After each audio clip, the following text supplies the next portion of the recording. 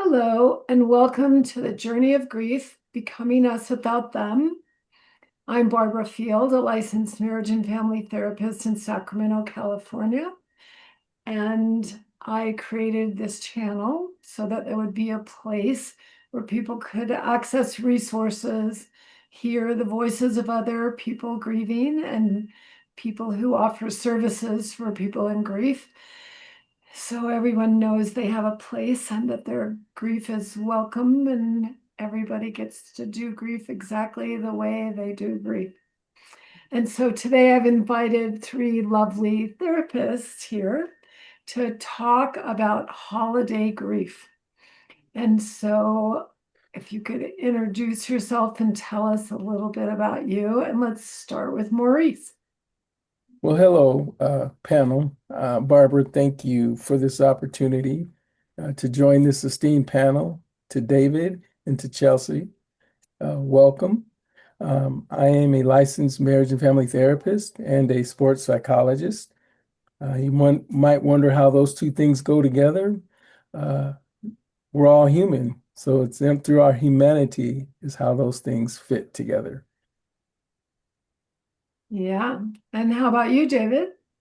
I'm David Howell, and really great to be with you, Barbara, and to see you, Maurice, and to meet a new therapist, and that's fantastic. I'm a retired minister and also a retired chaplain. And during that process of retiring, I went and got a degree in terms of psychology, and so I'm working in therapy, and I'm looking forward to contributing today. Cool. And how about you, Chelsea? Hey, hi, I'm Chelsea. It's nice to meet Maurice and David also. And I'm a somatic experiencing practitioner, a yoga therapist, a drug and alcohol counselor, and just a fellow traveler on this journey. Um, and yeah, I'm based in Oakland, California, but I work online, so I'm all over the place. And yeah, really happy to be here. It's an honor to be back. Thanks for having me. Thank you all for coming. You've all graciously been on a panel with me before, but you've taken some of your precious holiday time so we can talk about this important topic. And so each one of you sent me a topic that you would like to cover. So we'll talk about each one a little bit. And so let's start with Maurice. Maurice wanted us to talk about the real meaning of this holiday. Yes, yes. The real meaning of this holiday, this is a time of season where we celebrate family and we celebrate Thanksgiving and we celebrate Christmas. And for those, it can be a very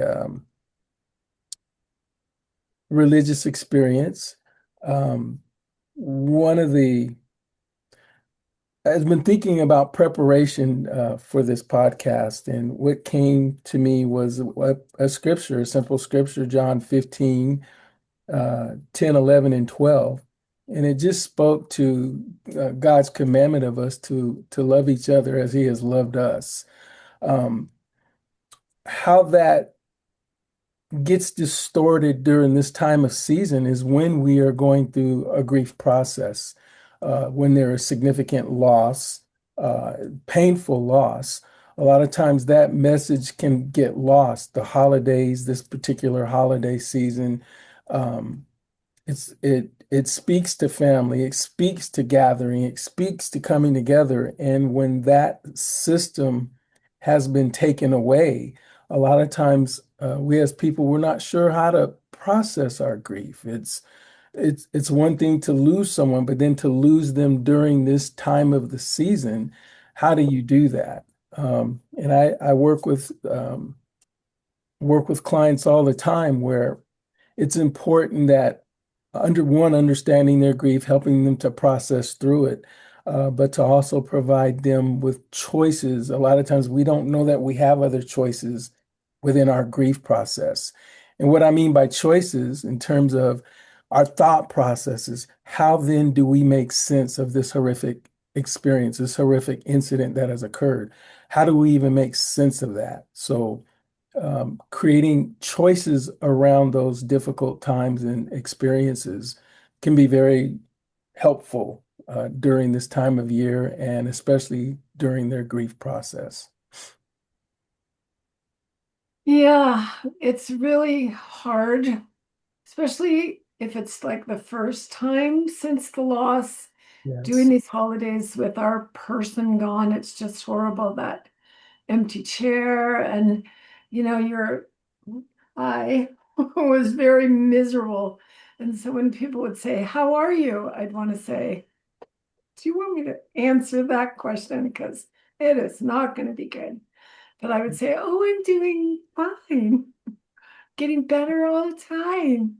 Just the standard, I don't even want to go there answer. Mhm. So it can be nice if you're in a grief group and you can tell people how you really feel. So David, chime in about that idea of the real meaning of this holiday as we're grieving.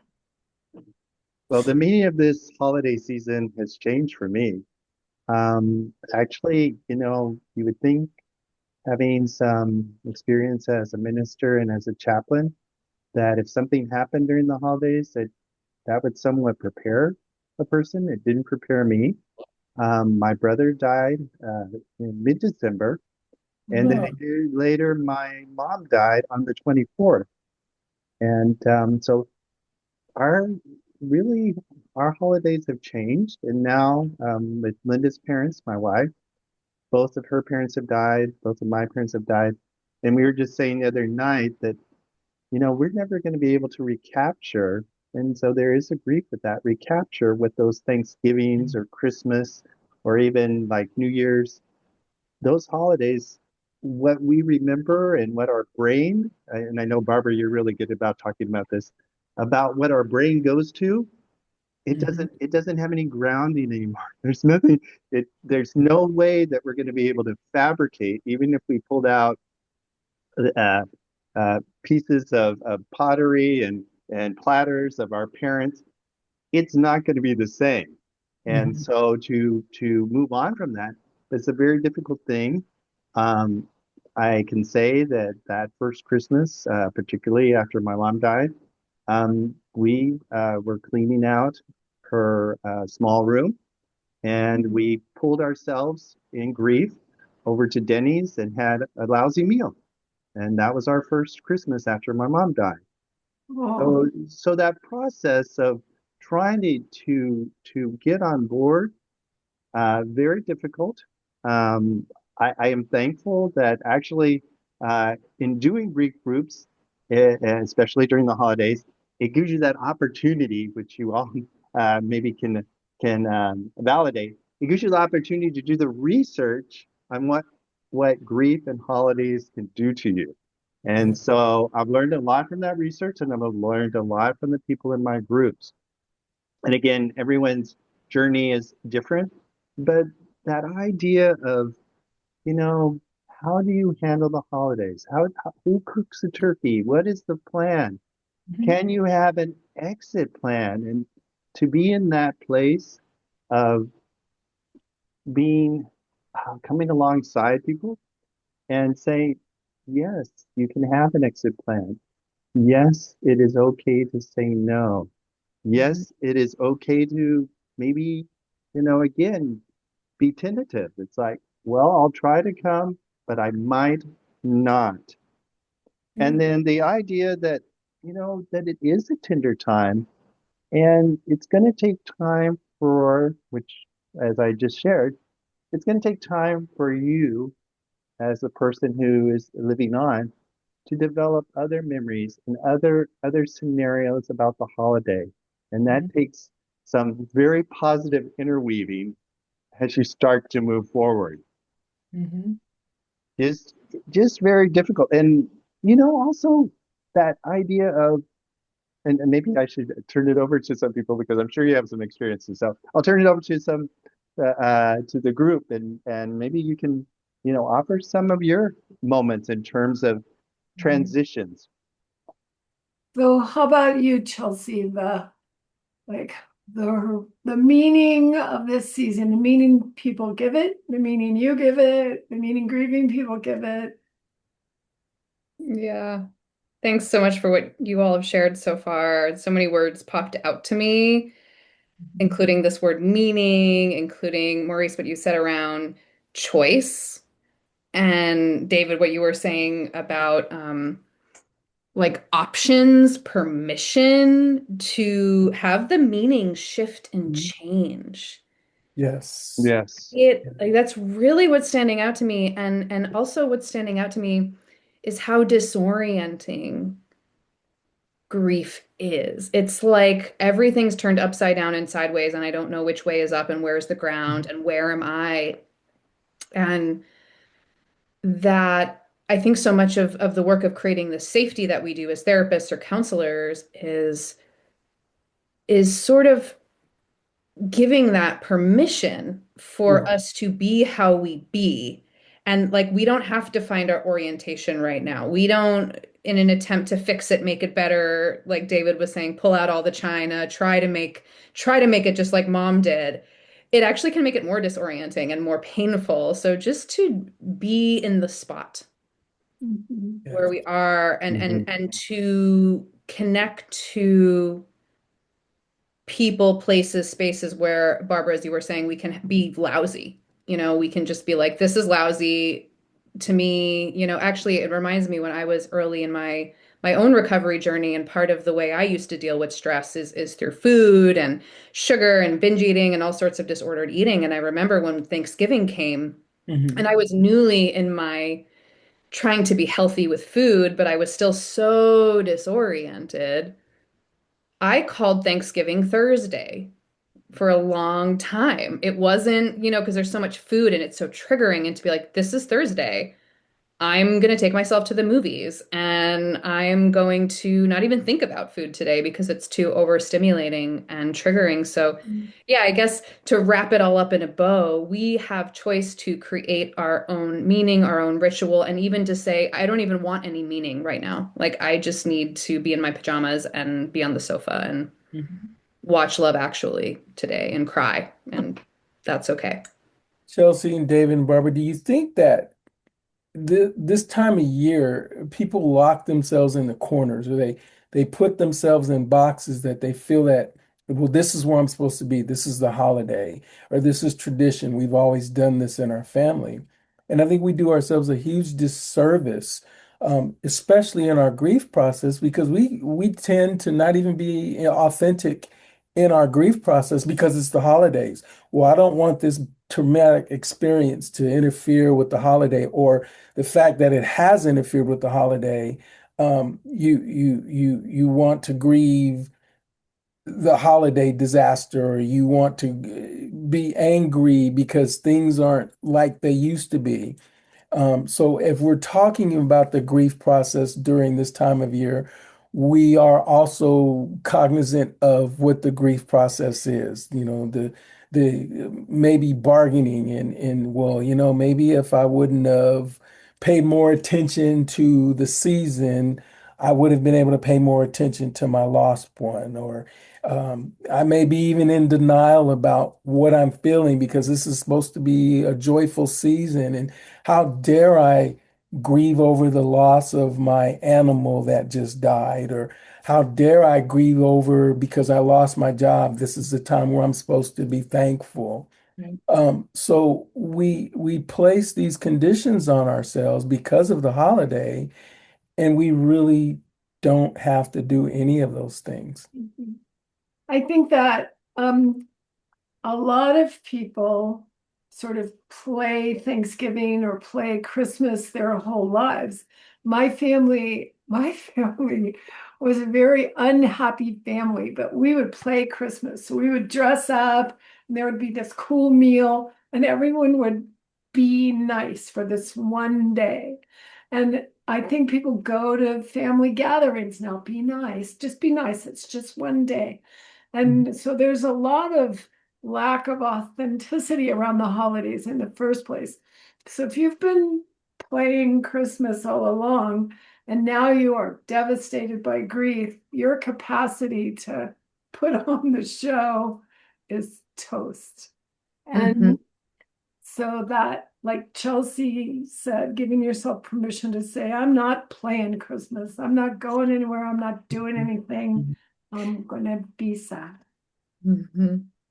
Mhm. Yeah. Yeah, I mean, So, the holiday season is it does not it doesn't have to be what you've always known it to be. It can be an opportunity of discovery. And I like what you said, Barbara, about not being able to be authentic during the holiday season. And my question to put to the panel is, why not? Why not be authentic? Why not feel miserable? Why not eat a crappy meal? Why not decide that I don't even want to call Thanksgiving Thanksgiving? It's just Thursday. Why not do those things? yeah, it's Yeah, we very get to much. break out of that box, like you said, Maurice, right? It's like we Yeah. get to, and takes time and to give people permission to start really slow, to start, can we just like do one, maybe we do the obligation thing for half the day and then the rest of the day we go, Right. Mhm. to So the David, drive-through. this is a good segue into your subject, which is planning for the holidays. Don't don't act like you're not going to be stepping into a minefield. Don't convince yourself I'll be fine, which I'm the worst for that. I all of the anniversaries, birthdays, holidays, death day, it all happens between November 5th and Valentine's Day. So every year I think, okay, I'm going to be better. I'm going to be better this year. And about the middle of October, I notice, and so David, your idea is that people just plan to Very do important. things, to Mhm. grieve, to have a plan. And so say more about that. Well, and putting in and we've somewhat hinted towards it.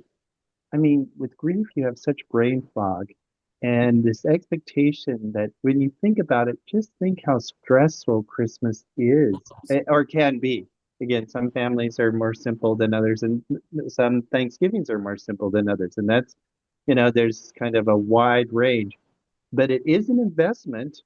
And yet, and your brain on grief, in terms of it, it's just circling in that very survival mode and Mhm. trying to push that and the depression and the anxiety that come with that, huge. And so being able to just be free to say, do I feel like doing that? Can I skip it this year? Or is it even necessary? Or what do I need? I found it very confrontive. One aspect, and again, I think Chelsea is going to speak to this.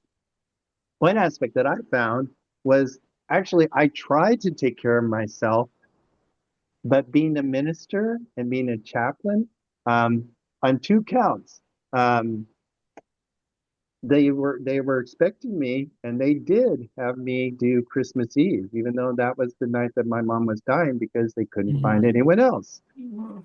Mhm. So, and then my day job was a chaplain, and here I thought, oh, they're going to be empathetic. The first thing they asked me, and again, it was the day after the, coming back, which was like there was like Christmas Eve, Christmas, and then it was Monday. It's like, well, you're going to come back to work, right? And it's like, wait a second, you guys are supposed to be on the side of, hey, these things happen in life. We're chaplains. So I found it very confrontive in terms of that pressure that people will come at you. And it's like, well, you have obligations. It's like being in that place, and I think in the therapeutic world, that it's like, it's all right. Yeah, you're gonna have to say no. It's gonna feel really weird. People are gonna act weird, but this is the time where your body is trying to take care of itself and heal, and that's really the precedent. Yeah. Yeah. So, Chelsea, planning for the holidays, planning to be a grieving person during the holidays. Hmm. Yeah, really planning for having plan A, B, C, D, all the things. David, I really appreciate it. I was appreciating what you were saying regarding um, other people's feelings about our needs. Mhm. Um, It's interesting. We've been doing a lot of boundary work this month, in my practice, in my groups around saying no can be so easy sometimes. Like it's like, okay, but what about how everyone else feels? And what about the pressure? And what about their expectations and what other people think I should be doing? And so much of this recovery work, I think, is learning to tolerate what other people are going to feel or expect from us. And it's a whole other piece of the pie, right?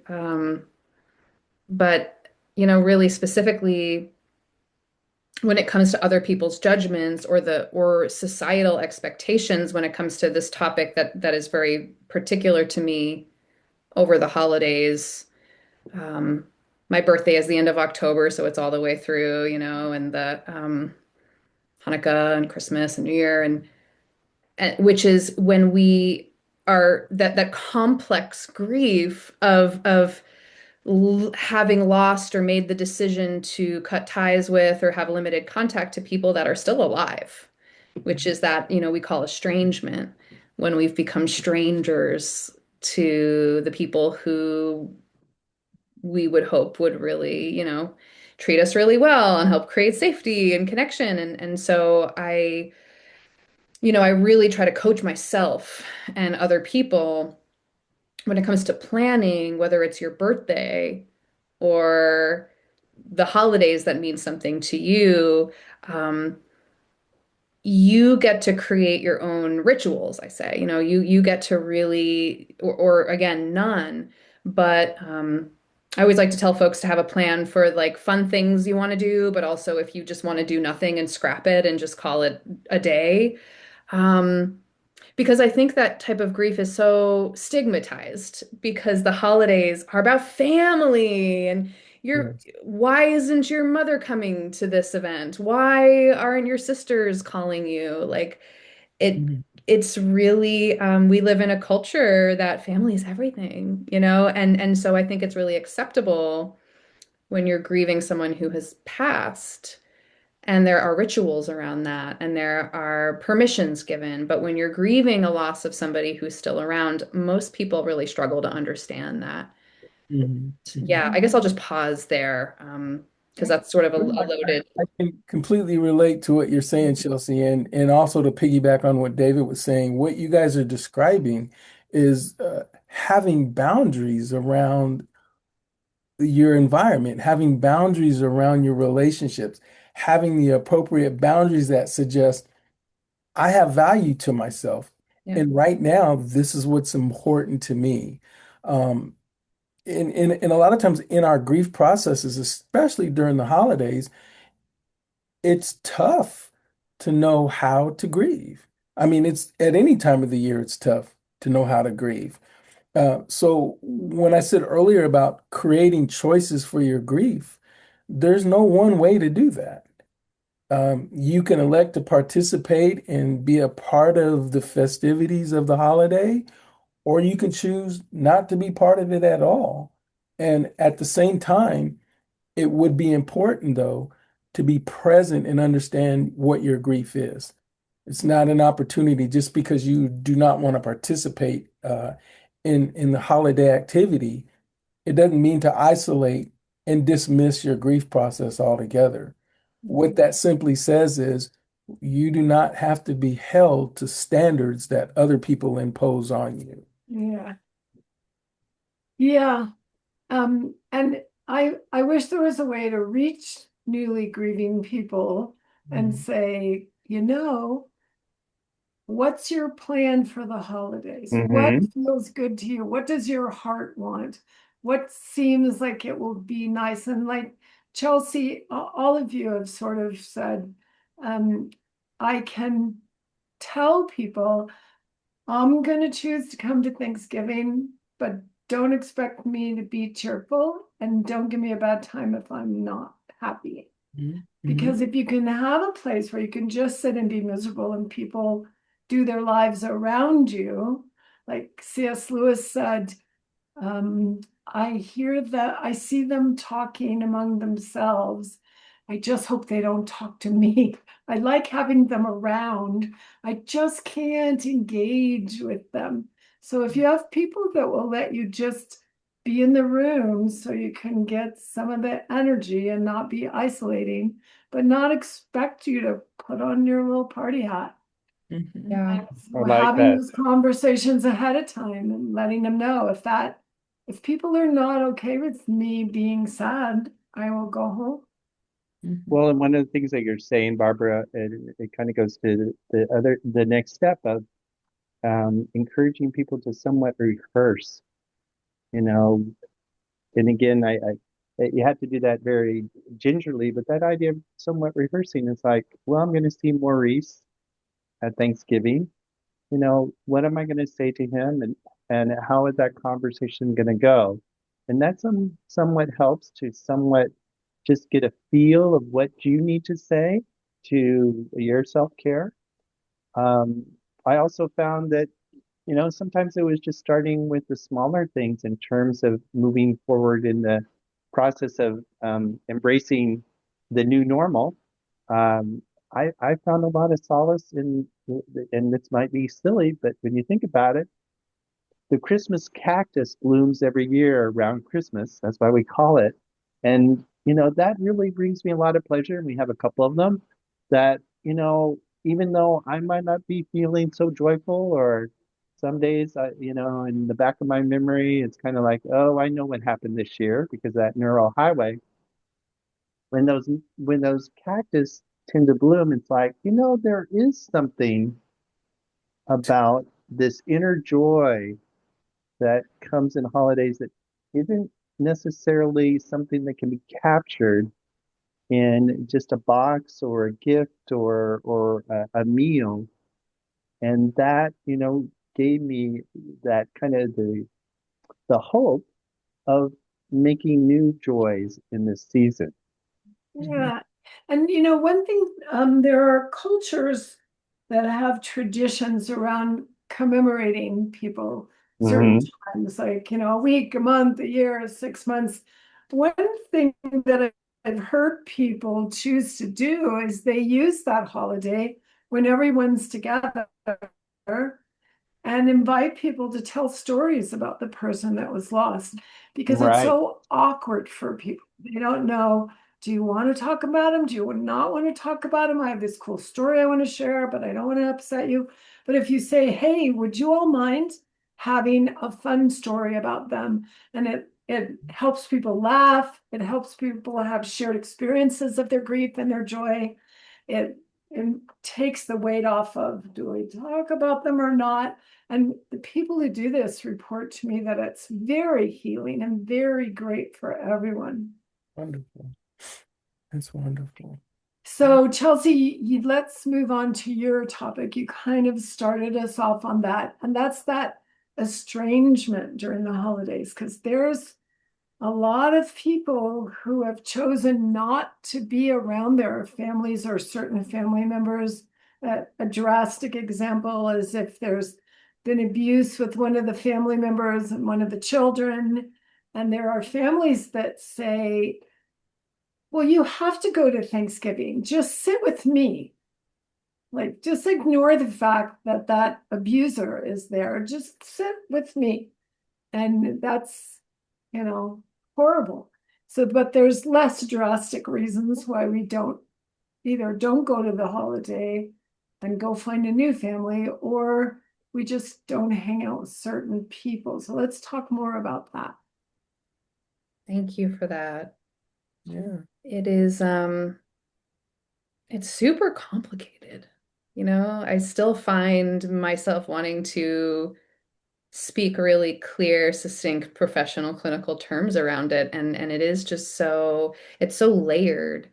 Mhm. Um, what comes to mind right now is that, yes, we've lost this potential relationship, or this relationship that could be something. And I hear that a lot. Like, this really could have been. And Barbara, you were speaking to this at the beginning a little bit of like, maybe this year, now that I've done all this therapy, or now that, a lot of people say I've done so much therapy, so I'm more accepting, and still finding that person hasn't changed. And in fact, it's actually harder to connect now because we've transcended, we've done so Mhm. much work. So it's actually a lot harder. So yeah, we're missing or grieving this relationship that we really needed and didn't have, or didn't have the kind of relationship that we needed. But also when we don't have that, what we're also grieving is the sense of like a welcoming Mm. Mm, or a sense of a mattering, especially if it wasn't such a clear estrangement where there was a letter or a big blowout. It was just kind of the slow erosion over time where someone ghosted somebody else. And so this felt sense of home and mattering and belonging, it gets really distorted and yeah, I find it's especially hard to talk about and it's especially hard to reconcile when this time of year comes around. I'm going to pause because there's something else right on the tip of my memory I want to bring in. Um, so Chelsea, I hear your description in terms of being able to at some point embrace change. Again, the reason for this season, um, we don't think about embracing change. We think about, well, everybody is supposed to be, there has to be a synergy. We have to be together.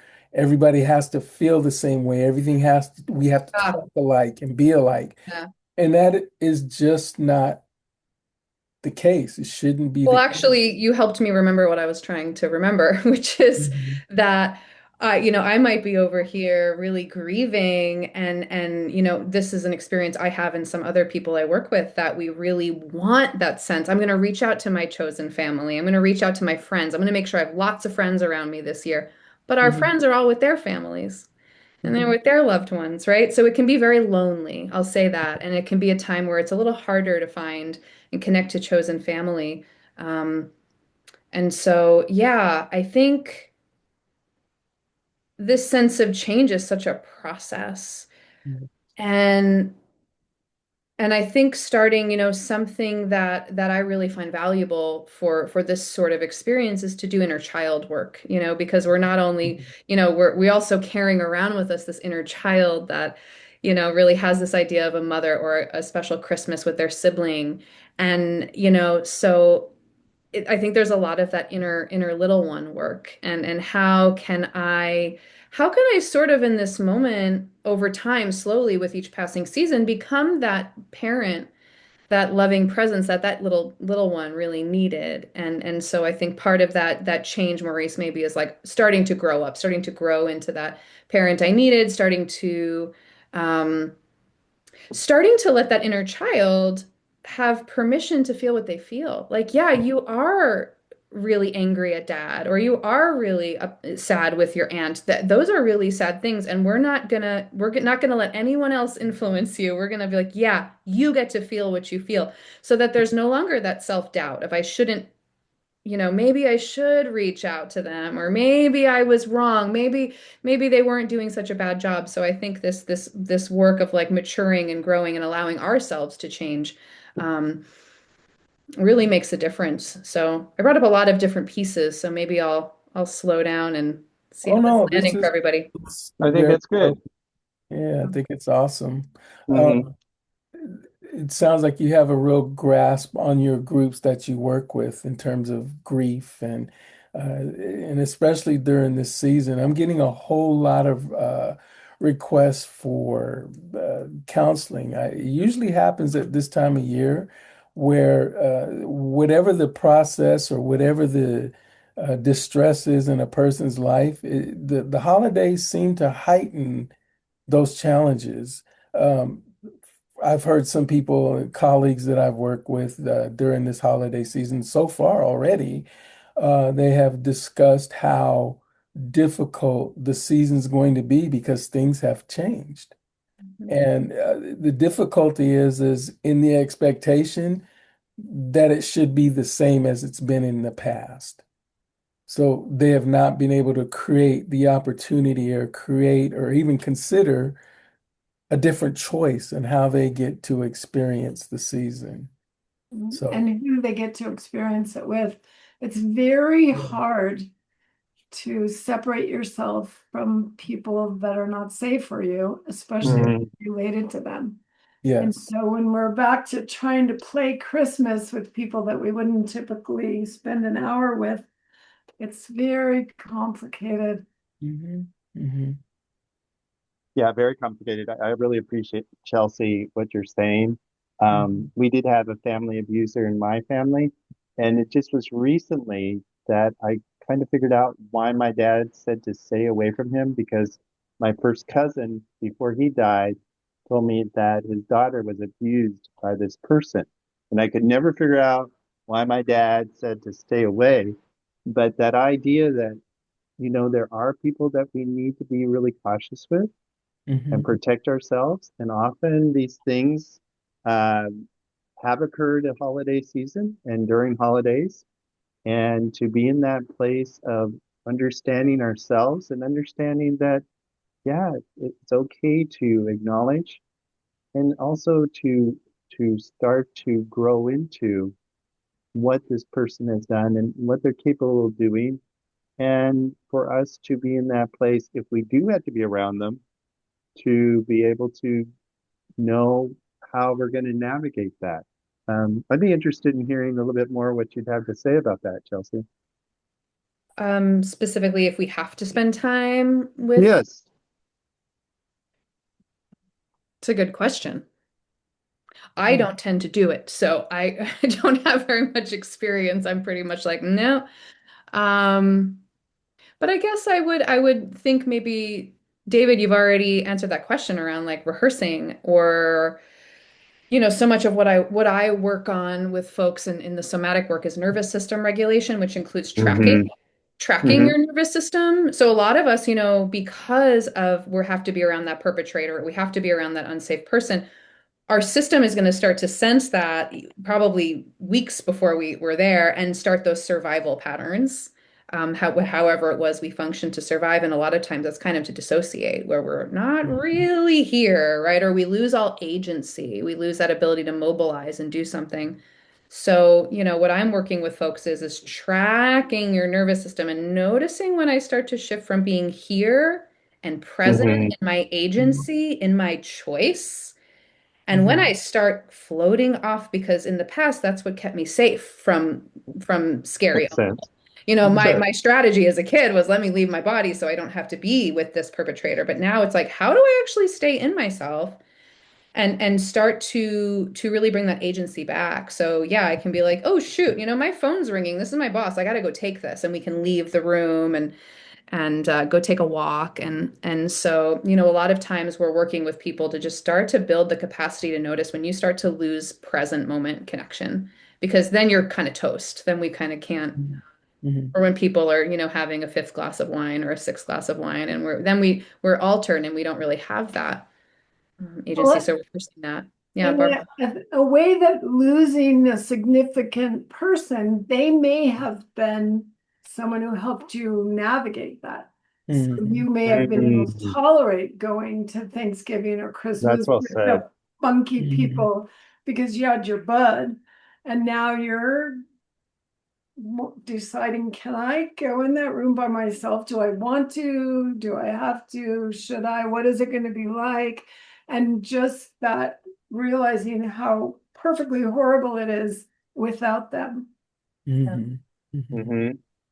And I think setting expectations straight, like letting people know, like, expect going in that Uncle Jesse is going to be his like really creepy self, or that this person over here is just going to do the thing they always do.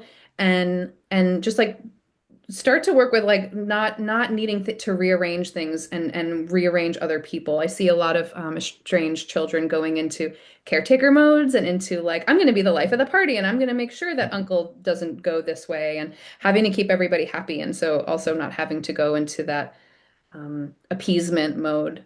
Um, Mhm. Mm, Yeah, good words. yeah. yeah.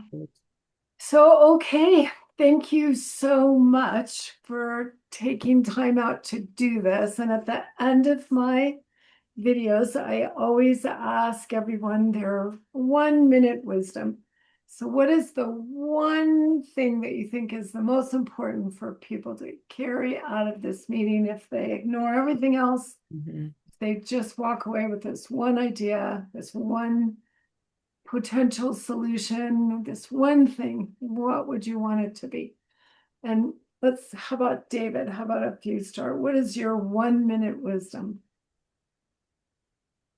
I would encourage people to just be really gentle with themselves and listen to themselves and be sincere. It's a season of somewhat a lot of imposters.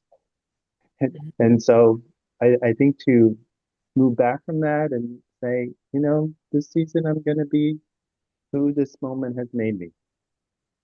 Oh, that's great. How about you, Maurice? What's your 1 minute wisdom for grieving in the holiday season? Be okay with not having a defined role for yourself. Be present with who you are and how you're feeling in the moment. Chelsea was talking about the central nervous system and pain, being more aware of what your body is telling you in the moment. The only way to be able to do that is to be able to sit with yourself and go, how am I feeling? And be authentic to your feelings, to your thoughts. To be able to create the necessary boundaries. Um, you don't have to be rescued and you don't have to rescue anyone else. Just being present and being authentic in the experience that is occurring with yourself. Yeah, absolutely. Mm-hmm. Okay, Chelsea, what is your 1 minute wisdom for people who are grieving during the holidays? Well, I will scoop up what was just said, including the authenticity, being with yourself, treating yourself like someone who's worthy of being with yourself, treating yourself like somebody who you matter to. As David was saying, gentle with that one, Yes. gentle with that one. And I'll also leave with a quote. I love quotes. J. Warren Welch, I think, said that. I found the world woefully devoid of safe places, so I became one. Mm. So we can That's become a safe place for nice. all of our feelings, all of our hurt, all of our joy. And that's how we change the world, starting Beautiful. right here. Beautiful. So mine would be for people to give themselves permission to totally do new things if they want. If the old traditions don't make sense, create new ones and invite yourself. Would it work for you if I came and had Thanksgiving with your family? And just my husband came up with the idea of Christmas tacos. So he noticed there was a lot of strays at Christmas, he called them Christmas orphans. So for many years, we would invite all the Christmas orphans that we met during October and November and December, and we would make it as not traditional as possible. And so it would be people who were newly divorced or newly widowed or just moved here and just needed a transition year. So some of them came one time and then formed new traditions. Some people came year after year, and we would have open face tacos and play these crazy trivia pursuit. People would laugh and play, and it just felt really good to create a space for people. And everyone was sort of grieving something like, I don't get to be with these people, and I don't get to be in this place, and I don't get to do this thing. So it was just okay that we were all Christmas orphans. And I want people to give themselves permission to go and do something new or start something new and not make themselves try to go and recreate the old things. You're Love here. it. Okay, so thank you all. I'm going to stop the recording, and it's just been great seeing you all again, and thank you so much. Yeah.